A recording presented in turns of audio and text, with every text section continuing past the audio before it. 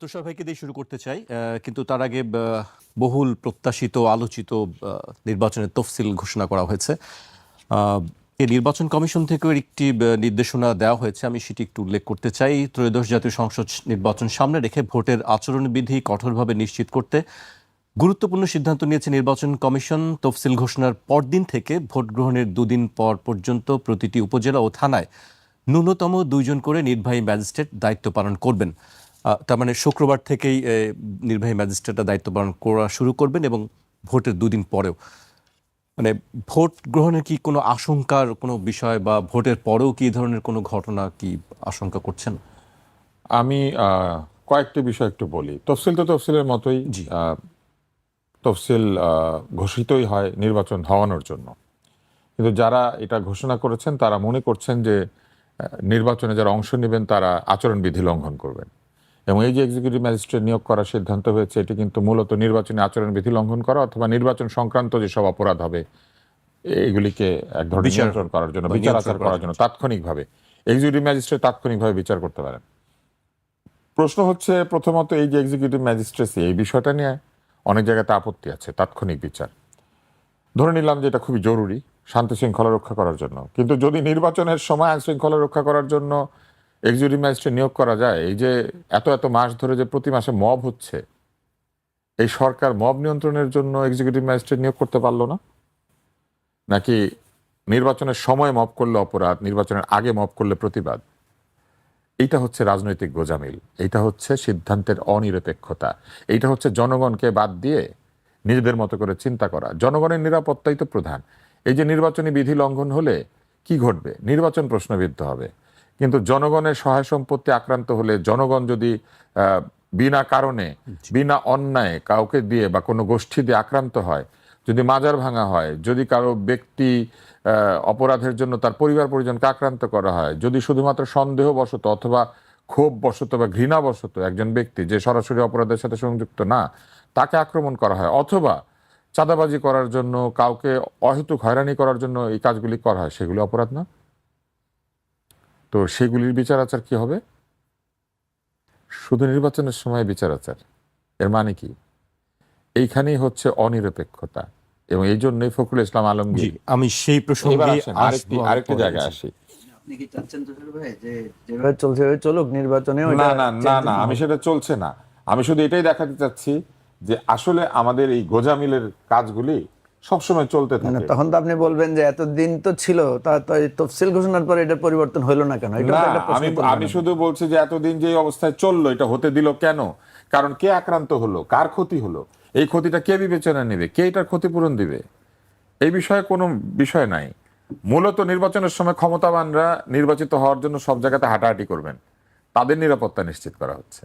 কিন্তু জনগণের নিরাপত্তা নিশ্চিত করার জন্য এই অন্তর্বর্তী সরকারের মাথায় এখনো কোনো ব্যথা নাই। আমার ধারণা তারা শুরুতেই কয়েক লক্ষ প্যারাসিটামল একসাথে খেয়ে নিয়েছেন, হ্যাঁ, যাতে মাথা ব্যথা না করে। কয়েক লক্ষ প্যারাসিটামল তারা একসাথে খেয়েছেন, খেয়ে তাদের কোনো কিছু নিয়ে মাথা ব্যথা নাই।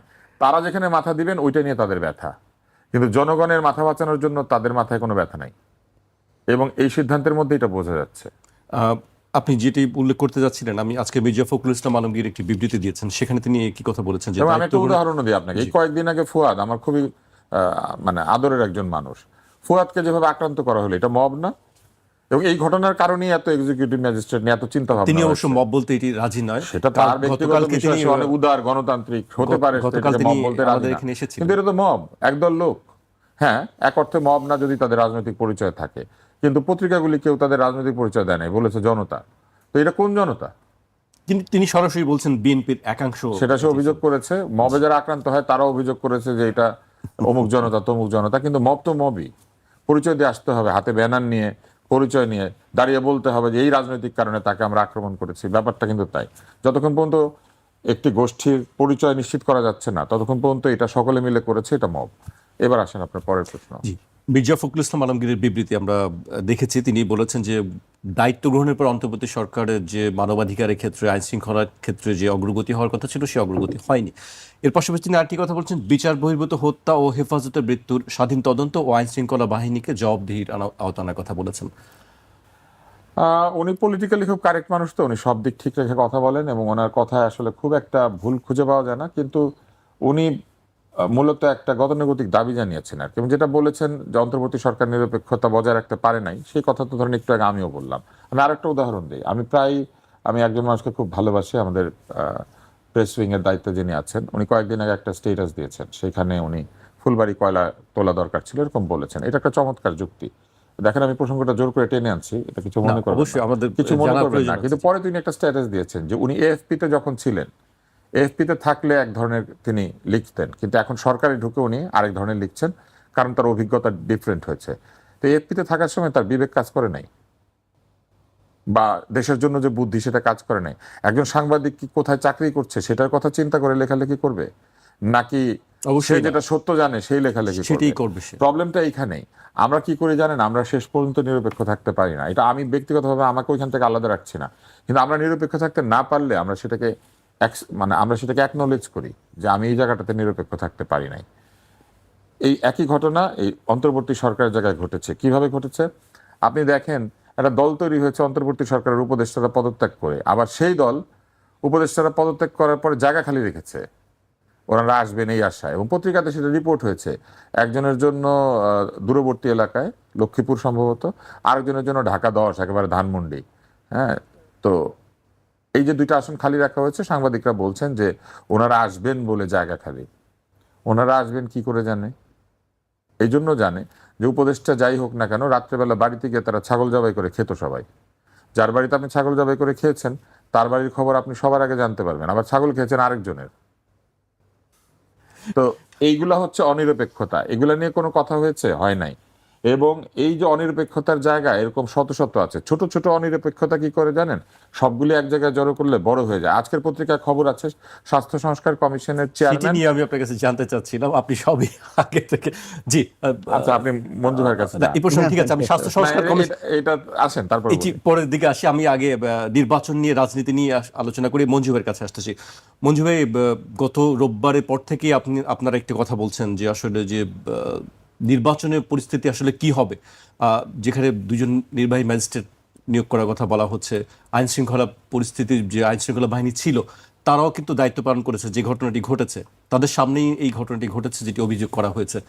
তাহলে আইন শৃঙ্খলা বাহিনী কি যথেষ্ট মানে আসলে পরিস্থিতি স্বাভাবিক রাখার জন্য, নাকি আসলে রাজনৈতিক দলগুলোর তাদের সংস্কৃতিটা পরিবর্তন করা জরুরি? হ্যাঁ, ধন্যবাদ। আমি যেটা বলছিলাম যে দেখেন, তফসিল ঘোষণাটা কিন্তু একটা অগ্রগতি আমাদের রাজনৈতিক অঙ্গনের জন্য। কারণ এতদিন কথা ছিল যে ইলেকশন আদৌ হবে কিনা, কথা বিএনপি প্রশ্ন তুলেছিল যে এই সরকার ইলেকশন করতে চায় না, তারা লম্বা সময় ধরে থাকতে চায়।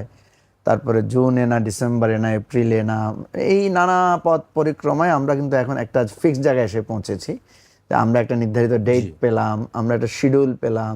That means election already started. এখন যে কথাটা তুষার ভাই বললেন যে ইলেকশন আসলে উত্তেজনাটা আরও বাড়ে, একটা স্পেশাল সিচুয়েশন তৈরি হয়। কারণ আমরা এখন 5টা নেতা একসাথে কনস্টিটিউশনতে মুভ করে, যেটা এতদিন হয় নাই। এখন যখনই মুভ করে, যখনই সবাই একসাথে ক্যাম্পেইন করে, যখনই একসাথে মিছিল প্রচারণাটা চালায়, তখন উত্তেজনাটা আর বাড়ে। উনি এতক্ষণ যেটা বললেন যে এমনিতেই তো আইনশৃঙ্খলা পরিস্থিতি খুব ভোলাটাইল। আইনশৃঙ্খলা পরিস্থিতি এতদিন উন্নতির জন্য আপনার কোনো পদক্ষেপ নেন নাই কেন? ওনারা বলছেন যে ওনারা পদক্ষেপ নিয়েছেন, এটা আরও খারাপ হওয়ার কথা ছিল, এটা আরও বাজে হওয়ার কথা ছিল। এরকম পরিস্থিতিতে দেশে গৃহযুদ্ধ হয়, দেশে আরও বেশি মানে যেটাকে মব বলা হচ্ছে এটা আরও বেশি হয়। এই ধরনের সম্ভাবনা ওনারা বলছেন যে আমরা অনেক কমিয়ে এনেছি, এবং এটা আপনারা আকাঙ্ক্ষার দিক থেকে হয়তো কম, কিন্তু যেটা হওয়ার ট্রেন্ড বিভিন্ন দেশে যেটা হয়েছে সেটার তুলনায় কম হয়েছে। এটা ওনাদের পরিতৃপ্তি হতে পারে, কিন্তু আমাদের প্রত্যাশার জায়গা থেকে আমরা মনে করেছি যে এটা আমরা আরও একটু বেটার মানে আইনশৃঙ্খলা পরিস্থিতি আমরা আশা করেছিলাম। যেটা উনি ফুয়াদের কথা বলেছেন, শুধু ফুয়াদের ঘটনা না, আপনি অনেকগুলো জায়গায় ঘটনা ঘটেছে। চট্টগ্রামে বিএনপির একজন নেতার প্রচারণার সময় গুলি করে একজন লোক মারা গেছে। কয়েকদিন আগে ঈশ্বরদীতে গোলাগুলি হয়েছে, সেখানে অস্ত্র ব্যবহার করা হয়েছে। বিএনপি জামাত মানে সরাসরি সংঘাতে ওনারা লিপ্ত হয়েছেন।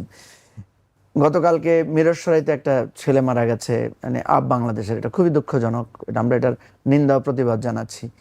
ঢাকায় আপনার ঘটনা ঘটছে, বিভিন্ন কলেজে মারামারি হয়েছে। ঢাকা শহরে প্রচুর ঘটনা এরকম ঘটেছে। তা আমরা প্রত্যেকটা ঘটনাকে মনে করি যে প্রশাসনের গোয়েন্দা বিভাগের বিরাট একটা ফেলিউর আছে এখানে। আমি মনে করি যে গোয়েন্দা বিভাগ এখানে কোনো কাজই করছে না। কেন কাজ করছে না? গোয়েন্দা বিভাগের কাছে তো তথ্য আছে, তারা যেসব রিপোর্ট দিয়েছে সেই রিপোর্টে কিন্তু আপনি যেগুলো বলছেন সেগুলো কিন্তু আগে থেকে তারা বলছেন।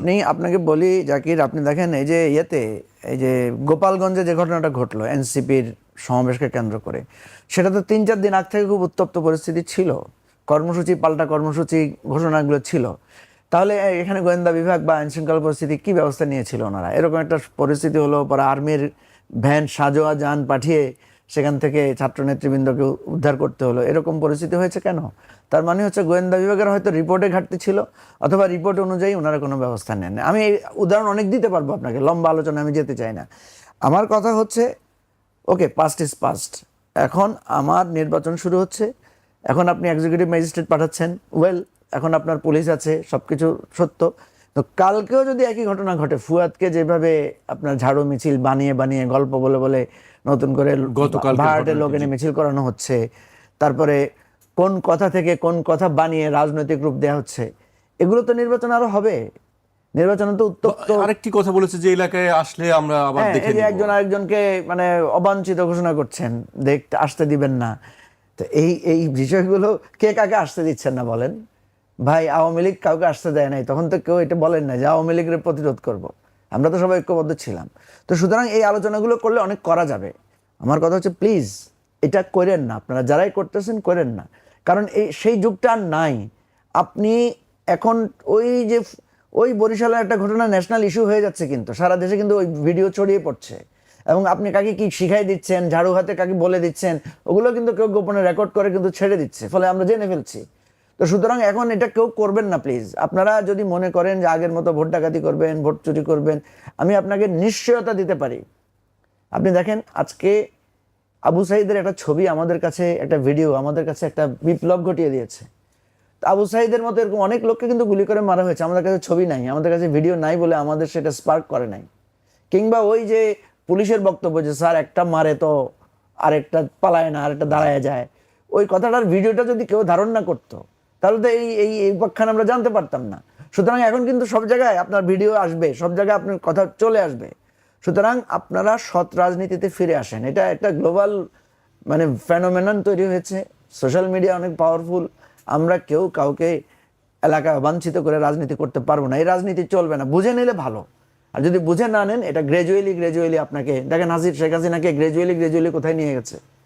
আমরা এখন অনেক কথা বলতে পারি, আওয়ামী লীগের অনেক অবদানের কথা বলতে পারি, বাংলাদেশে আওয়ামী লীগের মুক্তিযুদ্ধে অবদানের কথা বলতে পারি, কিন্তু চোখের সামনেই তো আমরা দেখলাম আওয়ামী লীগ কিভাবে গণবিচ্ছিন্ন হয়ে আজকে তাকে এখান থেকে পালিয়ে যেতে হলো। এই রাজনীতির পরিণতি আওয়ামী লীগের জন্য যেটা হয়েছে, এটা তো কালকে আমার জন্য হবে ভাই। আওয়ামী লীগের পরিণতি দেখে খুশি হয়ে তো লাভ নাই। আওয়ামী লীগের নীতি যদি আমিও অনুসরণ করি, আমি যদি একই পথে চলি, পরশু তো এর পরের দিন তো সেই শিক্ষাগুলো নিলে তো আসলে কোনো সমস্যা হওয়ার কথা ছিল না। সেই শিক্ষা কি আমরা বলছি প্রচুর শিক্ষা হয়ে গেছে আমাদের, প্রচুর অভ্যুত্থান, প্রচুর মানে ঘটনা ঘটে গেছে। এখন আমাদের রিয়েলাইজ করার সময়, এখন আমাদের অনুভব করার সময়। আমি আপনাকে শুধু বলবো যে আপনি যে কথাটা বললেন যে নির্বাচন এসেছে, নির্বাচনের শিডিউল ঘোষণা হয়েছে, নির্বাচনে যে আরপিওর মানে আইন আচরণবিধি যেটা বলা হচ্ছে, আমি মনে করি এই যে ম্যাজিস্ট্রেটরা থাকবে, এটা কঠোরভাবে করতে হবে। পুলিশ এখন দেখাতে হবে যে ওনারা নিরপেক্ষ আছেন। ওই যে বলে না, বিড়াল প্রথম রাতে মারতে হবে। প্রথম রাতে আপনি যদি 8-10টা ঘটনা করতে পারেন, প্রমাণ দিতে পারেন, স্থাপন করতে পারেন, তাহলে নির্বাচনটা করা যাবে। আদারওয়াইজ নির্বাচন সুষ্ঠু হবে, উৎসব মুখর হবে বলে আমি মনে করি না। জি, মঞ্জু ভাই আপনার কাছে আবারও আসবে। আমি তুষার ভাইয়ের কাছে আসতে চাই। বাসর রাতে বিড়াল মারার কথা বলছেন, প্রথম রাতে বিড়াল মারার কথা বলছিলেন তিনি। এর পাশাপাশি আরেকটি বিষয় আমরা উল্লেখ করতে চাই যে গতকাল কি দুজন উপদেষ্টা, ছাত্র উপদেষ্টা পদত্যাগ করেছেন, এবং তারপরেই আজকেই তাদের বিরুদ্ধে একটি সংবাদ সম্মেলন হয়েছে, এবং বলা হয়েছে যে তারা যে দুর্নীতির অভিযোগ আছে সেই সবগুলো তদন্ত করার কথা বলা হয়েছে, এবং তাদের সম্পদের হিসাব দেওয়ার কথাও বলা হয়েছে। যুব অধিকার পরিষদ নামের একটি সংগঠন আজকে সংবাদ সম্মেলন করেছে। এর বাইরে আরেকটি বিষয় দেখেছি আমরা, বাংলাদেশ ক্রিকেট বোর্ডের সামনেও আজকে একদল লোক সেখানে বিক্ষোভ করেছে আসিফ মাহমুদ সজীব ভাইয়ের বিরুদ্ধে। এ বিষয়ে আপনি কি বলতে চান? যেমন জীবন তুমি করিবে গঠন, মরণে হাসিবে তুমি কাঁদিবে ভুবন। তো এটাকে বদলে বলতে হবে এমন উপদেষ্টা তুমি হইবে যেমন পদত্যাগে হাসিবে তুমি কাঁদিবে ভুবন। তো সেটা হচ্ছে না। এটা না হওয়ার কারণ বিবিধ। একটি হচ্ছে যে গণ অধিকার পরিষদের সাথে কি এই যুব অধিকার পরিষদের কোনো সম্পর্ক আছে? আমার জানা নেই। আচ্ছা, নাম তো হ্যাঁ, কাছাকাছি, অঙ্গ সংগঠন। নাম তো কাছাকাছি। না, অঙ্গ সংগঠন। হ্যাঁ, তার মানে এরা একটা চাপ সৃষ্টি করছে যাতে আসিফ মাহমুদ গণ অধিকার পরিষদে যোগ দিয়ে দেয়, তাহলে আর এরা আর দুর্নীতি নিয়ে কোনো উচ্চবাচ্য করবে না। এটা এক ধরনের চাপ বলে আমার ধারণা। এটা কতটুকু প্রমাণ ভিত্তিক আমি জানি না, কারণ উচ্চবাচ্য করার দরকার কি, যদি বা বিচার দাবি করার কি আছে? যদি তাদের কাছে সত্যি প্রমাণ থাকে, সেই প্রমাণ সহ দুদকে গিয়ে হাজির হোক, তাই না? রাস্তার মধ্যে উৎপাত করার দরকার কি? আমার ধারণা এটা এক ধরনের চাপ, আর কিছু না। আসিফ মাহমুদ কিন্তু বলেছেন যে তিনি সম্পদের হিসাব দিয়ে দিয়েছেন। তাহলে সেই সম্পদের হিসাব বরং মানে এখন তো তত্ত্বাবধায়ক না, অন্তর্বর্তী সরকার করুক, পরীক্ষা করুক, দেখুক। সেটা তো উনি তো ওনার হিসাব দিয়েই দিয়েছেন। তো সেরকম হিসাব কিন্তু আমরা অতীতেও বহু পেয়েছি। কোনো মানুষের গাড়ি নাই, বাড়ি নাই, চাকরি নাই, ব্যবসা নাই, কিচ্ছু নাই, একদম উনি একদম কপর্দক্ষিণ, কিন্তু উনি আবার বিরাট একটা গাড়িতে চড়েন। পরে আমরা জানলাম যে ওনার সব কিছু কোম্পানির নামে, নিজে কিছু কিনে না, কিন্তু কোম্পানিটার মালিক উনি। কোম্পানির নামে সব আছে বলে উনি ক্যাটেগরিক্যালি বলতে পারেন যে আমি তো মালিক না, কোম্পানি মালিক, আর কোম্পানি লোন আছে, অতএব যদি কোনোদিন কোম্পানি বসে যায় তাহলে এগুলো সব নিয়ে যাবে। তো ব্যাপারটা এরকম আর কি, যে সবই জনগণের, কিন্তু জনগণ আমার, ব্যাপারটা এমন আর কি। তো সেই জন্য এটা দেখার দায়িত্ব আসলে যাদের, তাদের দেখা উচিত। যদি কেউ অভিযোগ করেন তাহলে নিয়মতান্ত্রিক পন্থায় অভিযোগ করা ভালো। রাস্তাঘাটে দাঁড়িয়ে এই যে মানুষের শান্তি বিনষ্ট করা, এখন এটা বন্ধ করা উচিত। নতুন রাজনৈতিক বন্দোবস্তের মধ্যে এটাও আমরা ভেবেছিলাম যে লোকজন আইনের কাছে যাবে, বিচার পাবে, অযথা রাস্তাঘাট বন্ধ করবে না। রাস্তাঘাট জনগণের, কিন্তু ওনারা জনগণের হয়ে এমনভাবে দাঁড়িয়ে যান মনে হয় রাস্তাঘাট ওনাদের, আমরা একটু পারমিশন নিয়ে হাঁটাহাঁটি করবো আর কি। কয়েকদিন আগে মিরপুরে দেখবেন এভিকশনের জন্য গিয়েছিল, রাস্তা দখল করে তো চাঁদাবাজি বিনিময়ে সেখানে দোকান দেওয়া হয়েছে। আমি যেহেতু মিরপুরের বাসিন্দা, আমি জানি প্রথমে আওয়ামী লীগ আমলে একবার এটা পরিষ্কার করা হয়েছিল, এমপি পরিষ্কার করেছিলেন, তারপরে কাউকে বসতে দিতেন না। কিন্তু আওয়ামী লীগের ভিতরে কিছু চাঁদাবাজ ছিল, এরা ওই এমপির বিরুদ্ধে কথা বলতো তখন, যে উনি খায়, আমাদেরকে খেতে দেয় না, হ্যাঁ উনি তো বড় বড় জায়গা থেকে খায়, আমরা রাস্তা ভাড়া দিতে পারি না। তারপরে দেখলাম 5ই আগস্টের পরে সুন্দর ওই রাস্তা আবার কারা যেন 1 লাইন বসে গেল, তারপর 2 লাইন, বসতে বসতে এখন 4 লাইন হয়েছে। 4 লাইনের পর আবার 2 লাইন ব্যাটারি রিক্সা পার্ক করে রাখে। এখন গাড়ি কোনখান দিয়ে যাবে এটা চিন্তা করতে হয় সকালবেলা। ওই রাস্তা দিয়ে গাড়ি চলে না, কিন্তু ওই রাস্তা পরিষ্কার করতে গিয়েছে পরে তারা বুলডোজারকে তাড়া করেছে, এবং এমনভাবে তাড়া করলো বুলডোজার পালিয়ে যাচ্ছে। এই দৃশ্য দেখা কিন্তু মারাত্মক ব্যাপার, ভিডিও আছে। তো এরকম আইন শৃঙ্খলা পরিস্থিতি তো এখন বাংলাদেশে, যে আইন ভেঙেছে সে আপনাকে তাড়া দেয়। তো এই অবস্থায় রাস্তায় দাঁড়ালে আসলে মানুষের কাছে এখন আর সম্মান বাড়ে না, উল্টা রাস্তায় দাঁড়ালে লোকে মনে করে উৎপাত হচ্ছে। ওনাদের উচিত, যদি সত্যি দুর্নীতির অভিযোগ থেকে থাকে, প্রকৃত প্রমাণ আদি সহ জায়গা মতো যাওয়া, প্রমাণ দেওয়া, অযথা এগুলো বলার দরকার নেই। আরেকটি প্রশ্ন আপনি করেছিলেন, সেটি হচ্ছে যে স্বাস্থ্য সংস্কার কমিশন সম্ভবত, তাই না? জি। এবং ক্রিকেট বোর্ড, 3টা স্বাস্থ্য সংস্কারটা আমি বলতে চাইছিলাম। ক্রিকেট বোর্ডের সামনে কেন এই প্রতিবাদটা হয়েছে? বাংলাদেশের মানুষ না, বুঝলেন, চেয়ারকে সম্মান করে, চেয়ারের 4 পাকে সে অনেক মূল্য দেয় 2 পায়ের চেয়ে। ছোটবেলা আমরা একটা গল্প পড়েছিলাম যে পণ্ডিত মশাই বলছেন যে ব্রিটিশ পরিদর্শকের কুকুরের 1 পায়ের সমান হচ্ছে তার দাম, কারণ বেতনটা ওনার ওই কুকুরের 1 পায়ের পিছনে যা খরচ সেটা হচ্ছে ওনার বেতন। সেই জায়গা থেকে বাংলাদেশ আগায় নাই। বাংলাদেশের শিক্ষকরা এখনো রাস্তায় সামান্য বেতনের জন্য, সুবিধার জন্য এখন ওইভাবেই তারা প্রতিবাদ করতে হয়, বসে থাকতে হয়, অনশন করতে হয়। কিন্তু এই যে চেয়ারের ভয়ে লোকে কথা বলে না, যে মুহূর্তে দেখেন শুনেছে পদত্যাগ হবে, সেই মুহূর্তে তারা গিয়ে দাঁড়িয়ে গিয়েছে। আপনারা যদি এতই জানেন ওনার বিরুদ্ধে প্রতিবাদ করবেন, তাহলে ওনার পদত্যাগের জন্য বসেছিলেন কেন? তাই না? এত জনতা রাস্তায় রাস্তায় ঘুরেছে, কত আইন প্রযুক্ত করেছে, প্রেসার গ্রুপ হয়ে গিয়েছে, তাহলে এই প্রেসার গ্রুপ ক্রিকেট বোর্ডের সামনে যাইতে পারে নাই কেন? এটা কয়েক ঘন্টার ব্যবধানে কেউ তাদেরকে পাঠিয়েছে, যখনই শুনেছে যে উনি পদত্যাগ করবেন তখন পাঠিয়েছে। তফসিল ঘোষণার পরে দেখবেন আরো কয়েকদিন দাঁড়িয়ে রয়েছে ওইখানে।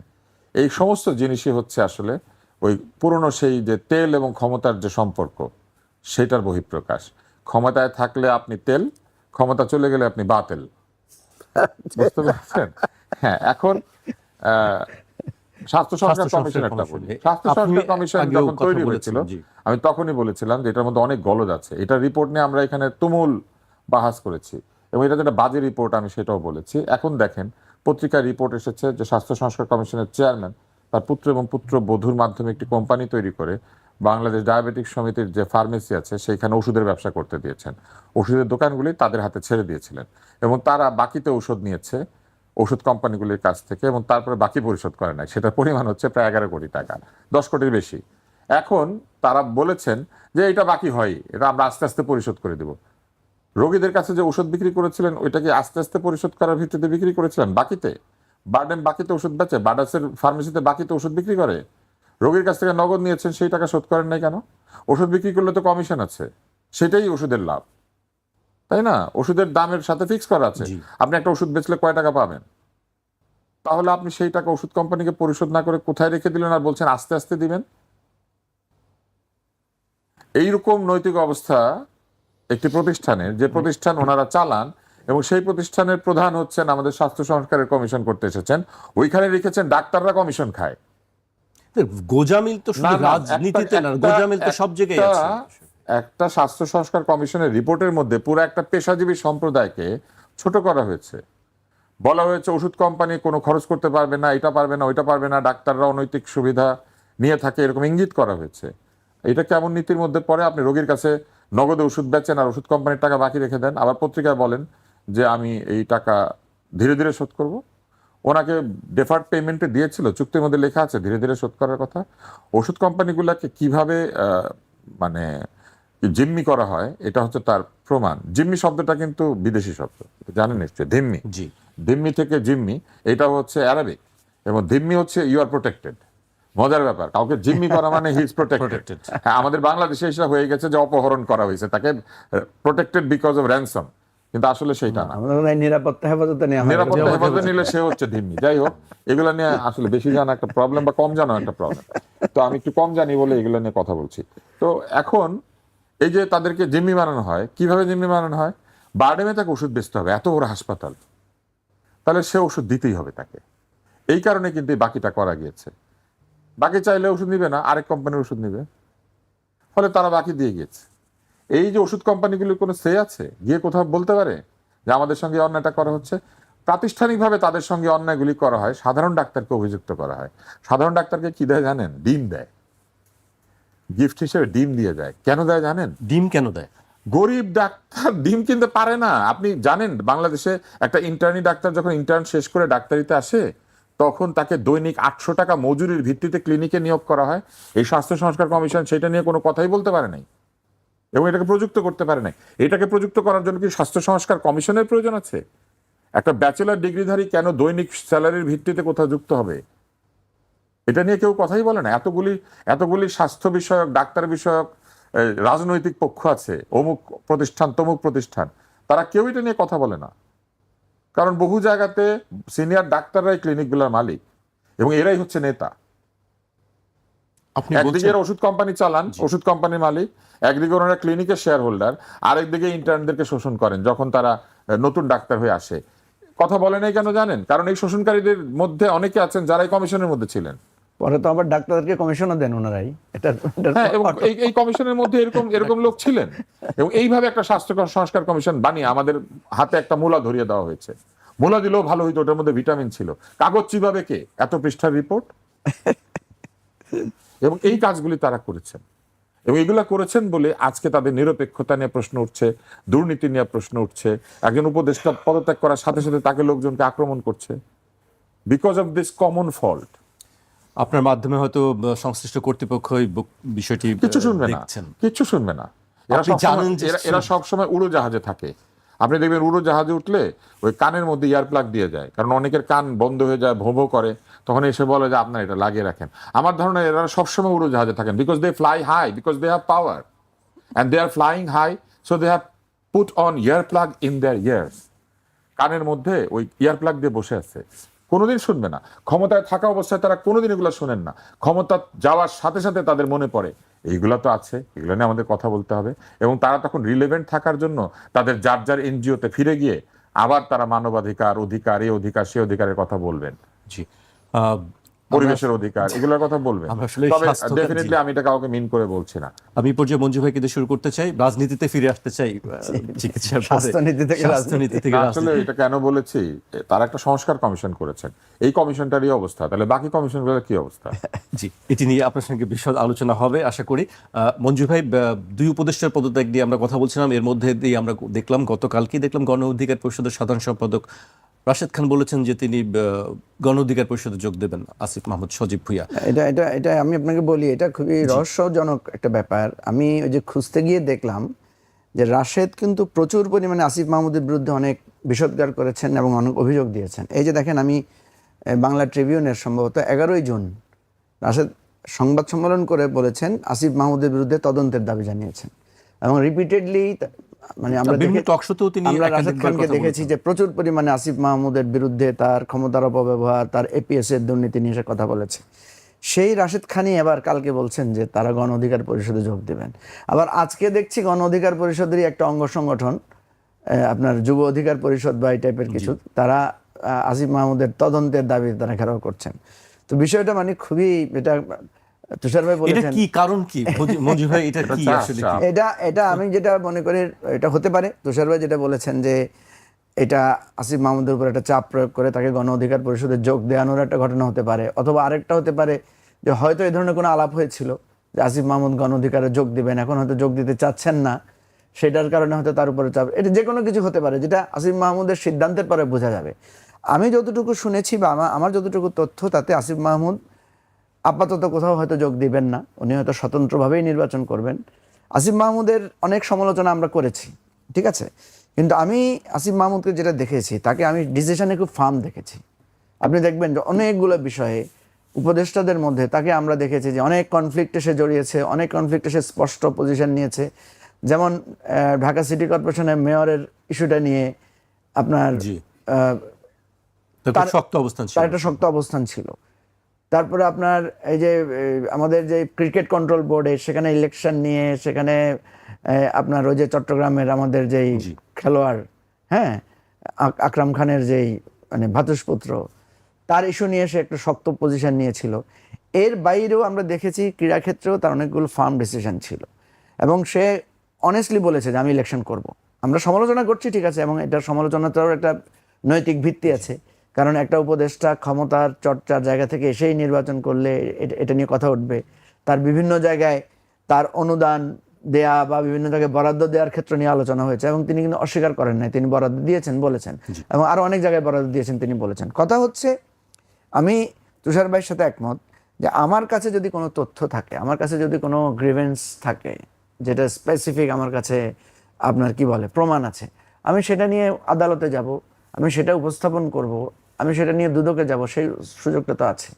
এখন আপনাকে ঘেরাও করে, আপনার বিরুদ্ধে কুৎসা রটনা করে আপনাকে রাজনৈতিক চাপে ফেলার কোনো কৌশল, এটা নিশ্চয়ই এটা একটা ভালো লক্ষণ না, এটা ভালো দিক না। আমরা যেটা মনে করি যে একটা গণ অভ্যুত্থানের পরিপ্রেক্ষিতে রাষ্ট্রটা একটা ক্রাইসিসের মধ্যে ছিল এবং এখনো আমরা ক্রাইসিসের মধ্যে আছি, এখনো অনেক কিছু আনসেটেল, এখন অনেক কিছু বিতর্কিত আচরণ আছে। কারণ আপনি এই অন্তর্বর্তীকালীন সরকারকে অনেক সময় দেখবেন কখনো কখনো তার আচরণ মনে হচ্ছে সে বিএনপি পক্ষে তার ভূমিকা, কখনো দেখবেন সে প্রো জামাত, কখনো দেখবেন সে প্রো এনসিপি, এই ধরনের নানা কাজটা তাদের দ্বারাও হয়েছে। আমরা যে জিনিসটা বলার চেষ্টা করেছি সবসময়, যে এইরকম একটা সকলের সমর্থনের দ্বারা সরকারকে একটা নিজের পায়ের উপরে শক্তভাবে দাঁড়ানো দরকার ছিল, সেই কর্তৃত্বটা তাদের নাই, যেটা নিয়ে আমরা নির্বাচনকে নিয়েও আমরা শঙ্কাবোধ করছি। জি, মঞ্জু ভাই, আপনাদের 3 দলীয় একটি জোট, সেই জোটের আসলে চরিত্রটি কেমন? এটা ভোটের জোট না পলিটিক্যাল জোট, বা এটি আসলে আদর্শটা কি, ডান বাম সব মিলিয়ে?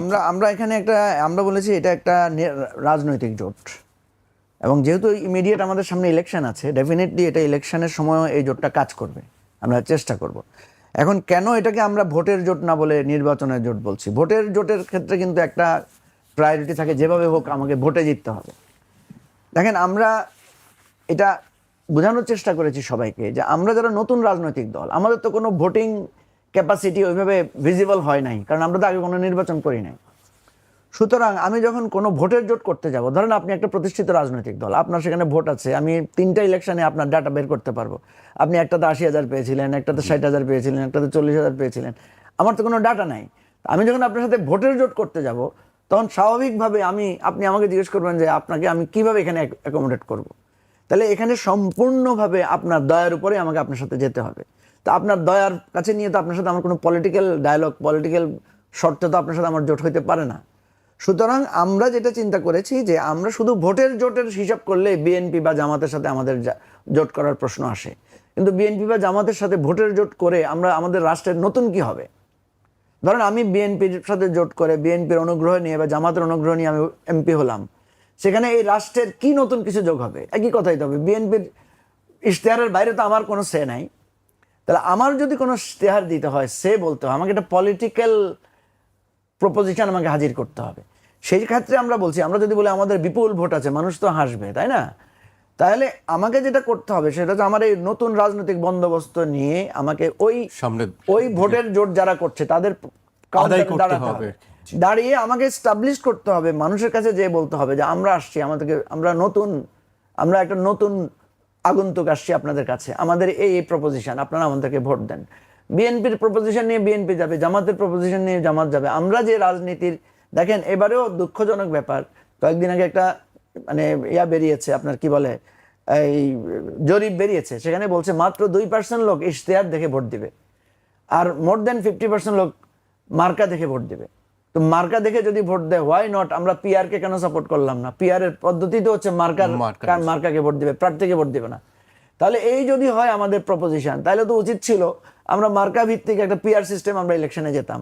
তাহলে বিএনপি, ইভেন তারেক রহমানও বলছেন যে আপনারা ধানের শীষ মার্কায় ভোট দেবেন, মার্কা থেকে ভোট দিবেন, ঠিক আছে? তা আপনি যদি মার্কা, কেউ দেখবেন বলছে আমাদের মার্কা শুধু দুনিয়াতে নয়, আখেরাতেও কাজ করবে। তার মানে মার্কাকে হাইলাইট করছে সবাই। আমরা পলিটিক্সকে হাইলাইট করার কথাটা বলছি, যে পলিটিক্সকে হাইলাইট করেন, মার্কাকেও করেন, অসুবিধা নাই, কিন্তু সেটা হচ্ছে সেকেন্ডারি, ফার্স্ট হচ্ছে পলিটিক্স। আমাদের জোটটা পলিটিক্যাল একটা জায়গায় দাঁড় করানোর জন্য আমরা করছি। এবং আমাদেরকে যারা বলছে আপনাদের তো ভোট নাই, আপনারা নতুন, আপনাদেরকে চিনে না, আর ভাই আমাকে হঠাৎ করে চিনবে কিভাবে? আব্দুল তুষারকে আজকে যেভাবে লোকেরা চিনে, আজ থেকে 20 বছর আগে সেভাবে চিনতো না, আরেক ভাবে চিনতো আর কি। আমরা তারপরেও টেলিভিশনে না ধরেন আজকে উনি যখন রাস্তায় বের হয়, অনেক লোক ওনার কাছে ছবি তুলতে আসে, 20 বছর আগে কি সে সিনারিও ছিল না তো। তো সো ভাই, চিনে না বলেই তো আমি নতুন করে আসছি, আমার তো নতুন রাজনীতি নিয়ে আসছি। আমাদেরকে লোকেরা যখন হাসাহাসি করে, টিজ করে, আমি বলি যে ভাই সমস্যা কি? আপনার কথা তো সত্য। কেউ আমাকে বলে যে আপনার তো জামানত বাতিল হয়ে যাবে, যে হ্যাঁ হবে তো, আপনি ভোট না দিলে আমার জামানত বাদ যাতে হবে না, আপনি ভোট দিলেই তো আমার জামানত টিকবে। তো এই যারা এগুলো বলে আমি অবাক হয়ে যাই, ওনারা কি এগুলো ভেবে বলে না? আরে ভাই, আমরা একটা নতুন রাজনীতি নিয়ে আসছি, নতুন রাজনীতির প্রপোজিশন নিয়ে আসছি। আপনারাই তো বলেন যে দেশ কি আগের মতো চলবে নাকি? তো দেশ যদি বদলাইতে হয়, আগের মার্কা, আগের দল, আগের নেতা সব ঠিক রাখবেন, আর খালি চাইবেন দেশ বদলে যাক, তাহলে কি দেশ বদলাবে বলেন? হবে না। আমি আপনার কাছে আবারও আসবো, তুষার ভাইয়ের কাছে আসছে। ভোট নিয়ে কথা হচ্ছিল, ভোট মানে ভোট যুদ্ধ বলা হচ্ছে, ভোট যুদ্ধ। এই ভোট যুদ্ধে বড় ইস্যু কি, 71 নাকি ধর্ম? তার আগে আমি মঞ্জু ভাইকে ধন্যবাদ জানাই। আমি খুবই মুগ্ধ হয়েছি। এটা একজন রাজনীতিবিদের চেষ্টা করা উচিত। রাজনীতিবিদ তার নিজের আদর্শকে মানুষের কাছে পৌঁছানোর চেষ্টা করবেন। তার এইটা নিয়ে ভাবার কারণ নাই উনি জিতবেন কি জিতবেন না। আজকে উনি বলবেন, কালকে বলবেন, পরশুদিন ওনার কথাটা মানুষ শুনবে। ইশতেহারের প্রসঙ্গে উনি যেটা বলেছেন এটাও ঠিক। এই যে 2% লোক ইশতেহার মাত্র পড়ে, এরকম একটা জরিপ এসেছে। কিন্তু আপনি অন্যভাবে চিন্তা করেন, দেশে ধরে নেন 10 কোটি ভোটার, আসলে আরো বেশি, 12 কোটির কাছাকাছি। 10 কোটি ভোটার, তো এই 10 কোটি লোককে আপনি যদি ইশতেহার পৌঁছাতে যান, মনে করলেন অর্ধেক লোক ডিজিটালি পড়বে। আসলে কিন্তু অর্ধেক লোক, এই পুরো ভোটাররা সবাই পড়তেই জানে না অনেকে, কিন্তু ধরেন ডিজিটালি পড়লো, তাহলে 5 কোটি। ধরে নেন এদের 4 ভাগের 1 ভাগের কাছে আপনি ইশতেহার পৌঁছে দেবেন, তাহলে আপনাকে 1,25,00,000 ইশতেহার ছাপতে হবে। 2 টাকা করে হইলো আপনাকে 2.5 কোটি টাকার ইশতেহারই ছাপতে হবে। আমাদের ভোটের খরচ কত? 25 লাখ টাকা। পার্টি কি করবে? 2.5 কোটি ইশতেহার ছাপবে, তাই না? পার্টি 2.5 কোটি টাকা খরচ করবে। এটা মনে মনে একটা মানুষের চিন্তা, তাই না? কিন্তু আসলে এই পুরা বিষয়টাই একটা অদ্ভুত বিষয়। এইটাই হচ্ছে সেই গোজামিল, আপনি যে গোজামিলের কথা বলেছেন। হ্যাঁ, এখন পার্টি তো তার ইশতেহার ছাপবে, উচিত কিন্তু 10 কোটি লোকের জন্য 10 কোটি ইশতেহার ছাপানো। তারপরে ধরেন আমি যেটা একটা হিসাব দিলাম কনজারভেটিভ, কিন্তু যে প্রার্থী তার মাত্র 4 লাখ ভোটার গড়ে, উনি যদি চিন্তা করেন যে আমি আমার কথাগুলি একটা লিফলেট দিয়ে মানুষের কাছে পৌঁছাবো, 2 টাকা করে ধরেন লিফলেটটার খরচ। 2 টাকার নিচে কোনো লিফলেট সম্ভব? আমি জানি না। না, এখন তো 5 টাকার নিচে, 5 টাকার নিচে লিফলেট হয় না। তাহলে আপনি বলেন 4 লক্ষ ভোটারের জন্য প্রথম দিন 20 লাখ খরচ, বাকি 5 লাখ তো রিক্সা ভাড়া। উনি কি খরচ করবে? কোথায় খরচটা হবে? এই যে গোজামিল, এই গোজামিলের মধ্যে আমরা আছি। পরিবর্তন হয় না কেন তুষার ভাই? পরিবর্তন হয় না কারণ আমরা এত সংস্কারের কথা বলছি, এত কিছু পরিবর্তনের কথা বলছি, এইগুলো কি কেউ আমি একসময় পরিবর্তনকে উৎসাহিত করতে হবে, পরিবর্তনকে উৎসাহিত না করলে তো ভাই পরিবর্তন হবে না। হ্যাঁ, আমি এক সময় অনলাইনে একটা ফানি শো করতাম আর কি, স্যাটায়ার করতাম আমার এক ছোট ভাইয়ের সাথে। তো ওইখানে আমি একটা শব্দ চালু করেছিলাম, শাকা মাছি ঢাকাতুম। মানে শাকা মাছি ঢাকাতুম, মানে এটা হচ্ছে যে আপনি শাক দিয়ে মাছ ঢেকেছেন, শাক দিয়ে মাছ ঢেকেছে তুমি আর কি। এটা আমি একসাথে বানিয়েছিলাম। জেনজিদের ল্যাঙ্গুয়েজ চালু হয়েছে না তো। একটু আগে মঞ্জু ভাই বলছিলেন যে 20 বছর আমাকে কেউ চিনতো না। মজার ব্যাপার হচ্ছে 24 বছর হয়েছে শুভেচ্ছা বন্ধ হয়েছে, মানুষ মনে রেখেছে। ভালো কিছু করলে আমার ধারণা যে মানুষ মনে রাখে। 24 বছর হয়ে গিয়েছে শুভেচ্ছা বন্ধ হয়েছে, মানুষ এখনো জিজ্ঞাসা করে। রাজনীতিবিদেরও এইটাই লক্ষ্য হওয়া উচিত। রাজনীতিবিদ এখন যা বলছেন, 10 বছর পরে মানুষ সেটা মনে করে তাকে ভোট দিবে যে আপনি 10 বছর আগে আমাকে এটা বলেছিলেন।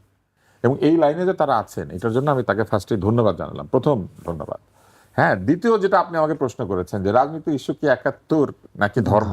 প্রথম হচ্ছে 71-এর সঙ্গে ধর্মের কোনো বিরোধ নাই। ধর্ম বলেছে ন্যায় প্রতিষ্ঠা করতে, যে কোনো ধর্ম, বিশেষ করে ইসলাম ধর্ম বলেছে ন্যায় প্রতিষ্ঠা করতে হবে। এখন ন্যায় প্রতিষ্ঠা কিভাবে হবে? সামাজিক ন্যায়। আপনি আপনার ব্যক্তিগত অন্যায়ের জন্য আল্লাহর কাছে মাপ চাইতে পারবেন, অনেক মাপ চাইবেন আপনি, আল্লাহ হয়তো মাফ করে দিবেন। আপনি অপরাধ করে থাকলে আপনি রাতে দিনে কান্নাকাটি করতে পারবেন আল্লাহর কাছে। কিন্তু আপনি যদি মানুষের রাস্তার গাছ কাটেন, কেটে বিক্রি করে দেন, মানুষের কাছে মাপ চাইতে হবে। এখন এই যে ন্যায় প্রতিষ্ঠা, এই ন্যায় প্রতিষ্ঠা হচ্ছে ইসলামের কথা, যে তোমাকে সামাজিক ন্যায় প্রতিষ্ঠা করতে হবে, বিচার দিতে হবে মানুষকে, সুবিচার, নিরাপত্তা দিতে হবে। এমনকি ইসলামী স্টেট বলে আসলে কিছু নাই, কিন্তু যে রাষ্ট্রে অধিকাংশ মানুষ ইসলাম পালন করে সেরকম রাষ্ট্রে বিধর্মী থাকলে তার অধিকার প্রোটেক্ট করতে হবে যে অন্য ধর্মে রয়েছে।